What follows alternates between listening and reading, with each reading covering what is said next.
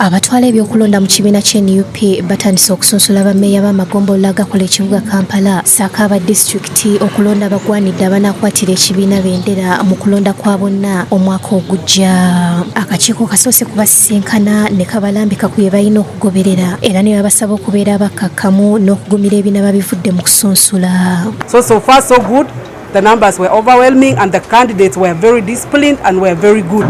So we have the best candidates. It's up to us to choose now the best from the best. We already have the best amongst the best candidates, but we have to choose again the best from the best. Abamu ku basunsuddwa ye Latifu Sebagalo wa Kawempe North, Florence Namayanja w'e Masaka n'abalala. As you can see, we are still going on with the vetting process. Today we are handling the mayors, the city mayors and the division mayors. Then tomorrow we shall be handling the chairpersons. From that, on Sunday, we shall handle those who missed out on the vetting.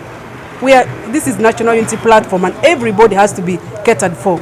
That's why we have provided that extra day for whoever was not vetted for different reasons. Abakulira ebyokulonda Harriet Chemutayi ne John Mary Sebuufu bategeezezza ng'okusunsula ababaka okubadde kulina okubeerawo wiiki ejja bwe kwongezeddwayo okutuusa omwezi ogujja okuva nga 15 okutuuka nga 22. As the EMC, in consultation with other party stakeholders, we have decided to push vetting of members of parliament to the 15th of September to 22nd of September.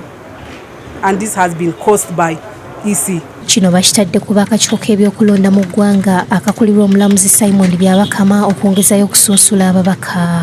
EC wakes up from nowhere and changes the dates of nomination for members of parliament, pushes it to October, mid-October. That is the 15th and 16th of October.